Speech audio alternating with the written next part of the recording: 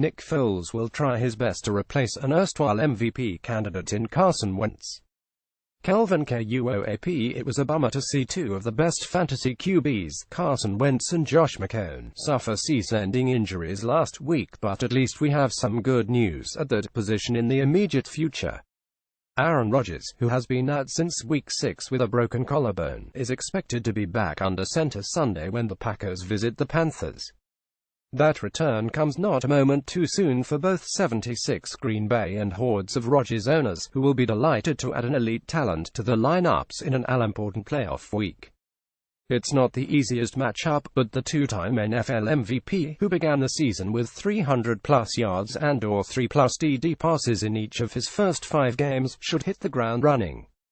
The bigger question will be whether Jordy Nelson, who has dropped off a cliff with Brett Hundley at QB, gets back on track right away.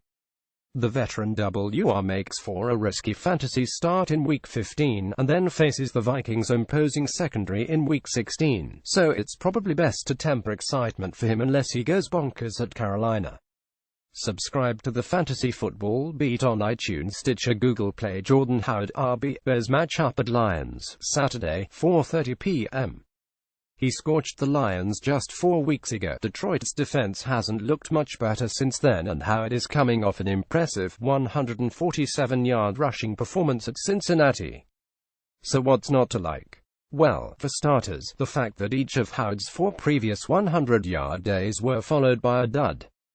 Then there's the distinct possibility that the Lions take a big lead at home, which could take the receiving challenged RB off the field if Chicago goes into catch-up mode. However, if he can come through in this spot, Howard appears set up to continue a nice playoff run. The Bears get the Browns at home in Week 16, although the Vikings loom in Week 17, but your league is smart enough to finish its season before then, right? Alex Smith, QB, Chiefs matchup versus Chargers, Saturday, 8:25 p.m. Now's a good time to point out that, yes, you are reading Saturday correctly in this and the preceding matchup. We'll have 2 Saturday NFL games this week and the next, so be sure to double-check your lineups well before Sunday morning. On this week's episode of the Fantasy Football Beat, too late to subscribe. Never. I made the case that Smith should get benched this week based on his recent history, including 12 or fewer fantasy points in 3 of his past 4 games and 13 or fewer in 4 of his past 6, plus his matchup. The Chargers haven't allowed more than 13 points to a QB in any of the past 4 games and have been that generous just twice since Week 4. Even with his recent slide, Smith is the 3rd highest scoring QB on the season, second if we remove Wentz from the equation, so his owners have been used to rolling him out there. If he does do well against the Bolts, that would go a long way toward restoring confidence in him ahead of a Week 16 matchup with the Dolphins, who have suddenly looked tough to throw on in wins over the Broncos and Patriots. Nick Foles, QB, Eagles matchup at Giants, Sunday, 1 p.m. Having mentioned Wentz a couple of times, there would be no way to write about key Week 15 situations without discussing his replacement. Given the MVP caliber level at which Wentz was performing, Foles can't be seen as anything but a downgrade for Philadelphia's offense as whole, and its pass catches in particular.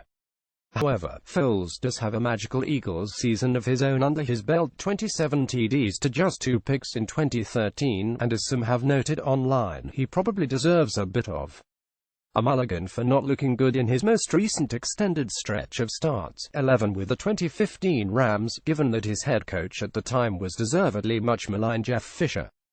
Plus, his previous stint in Philly has given Foles experience throwing to Zach Ertz, who is expected back after missing last week's game with a concussion, and in a terrific matchup with the Giants, he has nice weapons at WR in Alshon Jeffrey and Nelson Agholor.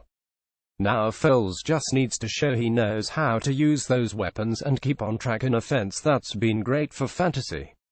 It will also bear watching to see if the Eagles choose to offset the loss of Wentz by running the ball more, and if that makes J.J. a more trustworthy commodity heading into a tasty Week 16 date with the Raiders.